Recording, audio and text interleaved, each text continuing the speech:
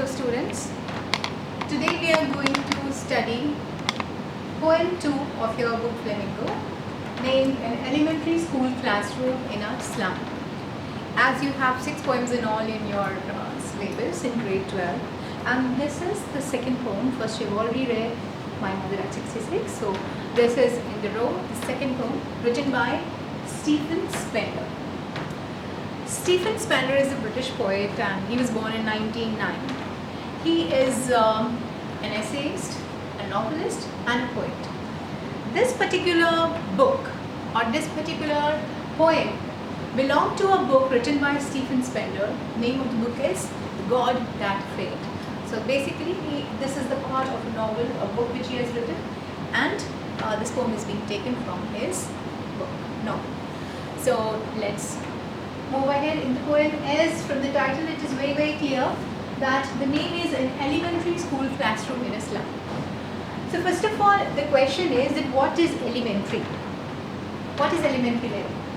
So elementary is a school. Elementary school is a school where the students of age 5 to 13 they study. Alright, so the children, those who begin their academics or begin their studies at the initial level, they are into the elementary school. So if we move ahead with the theme of this poem is social injustice and class inequalities. And as Stephen Spender has written so many poems on different social issues, so this is one of them. So what makes this poem special is that this is an elementary school which is everywhere, but this school particularly belongs to a slum where the underprivileged children they study. So let's read the poem in detail. The first paragraph says itself, as this poem is divided into 4, the first paragraph says that far, far from gusty waves, these children faces like rootless weeds and hair torn round their pallor. So far, far, the very first line is getting repeated, the very first words, far, far. It means the poet is laying emphasis on the word far. Far, far from gusty waves. Gusty waves which is growing very strongly, which brings positivity, very fresh air. So these faces of these underprivileged children or the slum children, they are far away from such fresh breeze as they live in slums. Like rootless weeds, and these children are compared with rootless weeds. You know that weeds are the unwanted plants and they are rootless. They don't have any foundation, they don't have any base. So these children are baseless. They do not have any firm place to stand upon, and their hair torn round their pallor, and their hair are very messy and they are scattered around their face.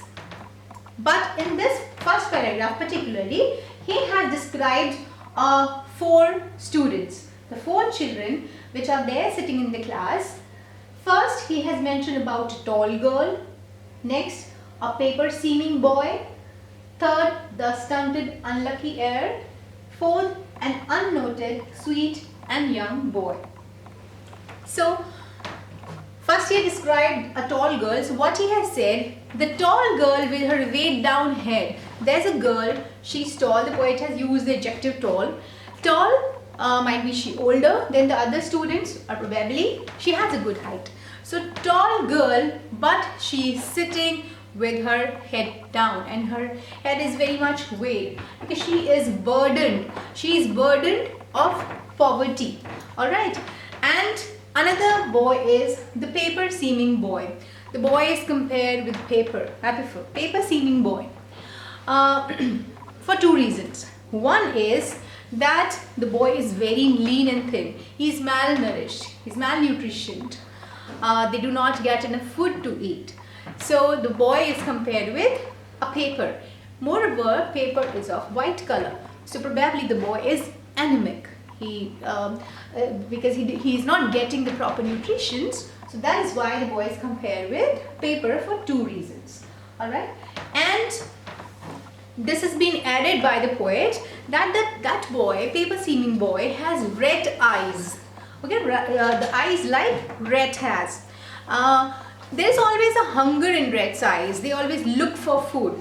Okay, so same here, that boy, he's so lean and thin and he's hungry. Probably he hasn't eaten much, or whatever his requirement are.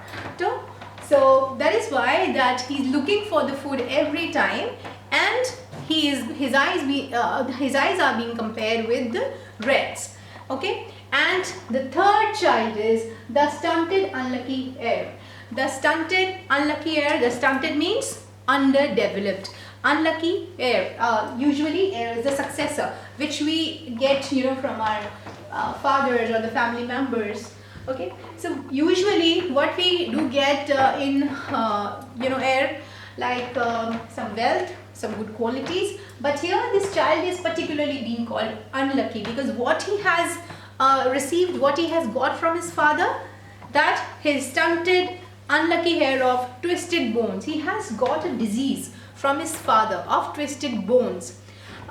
He has deformed bones, probably rickets, which is a deficiency of vitamin D. So he has been inherited with the disease, father's gnarled disease. Gnarled is the knotty, K-N-O-T-T-Y, knotty bones. Okay, so he has been inherited with a disease of bones from his father, and he is reciting his lesson reciting from his desk, and he is reading out his lesson from his desk. Probably he is not able to stand for long, so he is just simply sitting at his place and reciting the lesson. The fourth boy is an unnoted, sweet and young boy. So the fourth boy is at the back of the dim class. The poet has described that the classroom's appearance is dim. Okay, it is very poorly lit. So the classroom is dim, and there one unnoted, sweet and young boy is sitting. He's not mentally present in the classroom. Okay, he is thinking of something. He's daydreaming.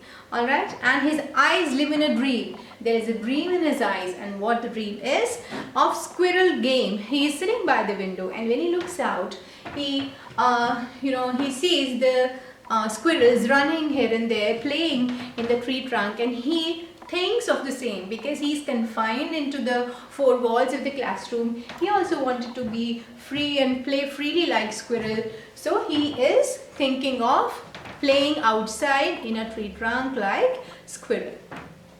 Alright, so this was the first paragraph in which the poet has talked about description of students. Alright, these four particularly, he has these four kind of students, four quality of the students he has mentioned, and description is being given. So actually each paragraph talks differently. So first paragraph talks about the description of students.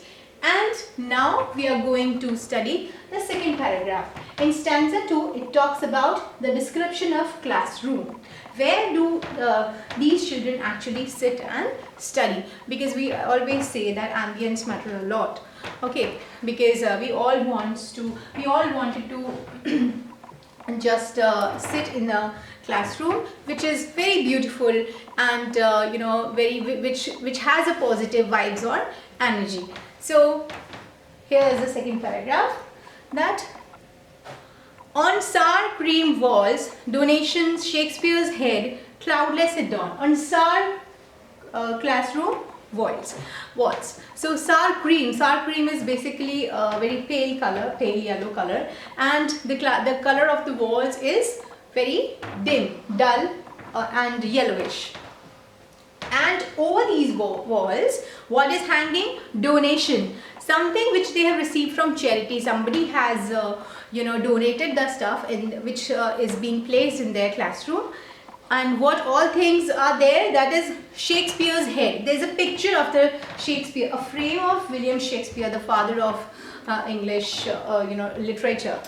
His frame is being put on the wall, and which is cloudless at dawn, civilized dome, riding all cities, and their sky, the sky is cloudless. Okay, so that is why, and even the civilized dome, riding all cities, the good buildings and different pictures of the cities are put on the wall, and awarding the world its world, and even this world, the world which are being displayed on the wall, is awarding a world to the those who are sitting in the classroom, because their worlds are totally entirely different.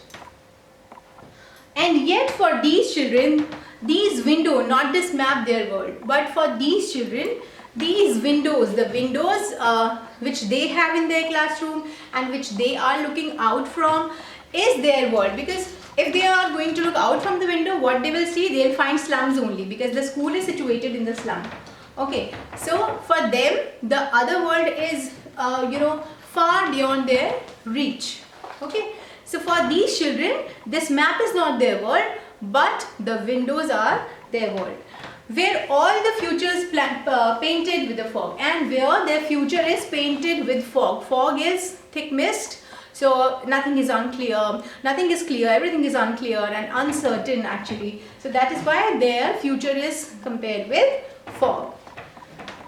Then the poets say that if they even come out of the classroom, there is a narrow street.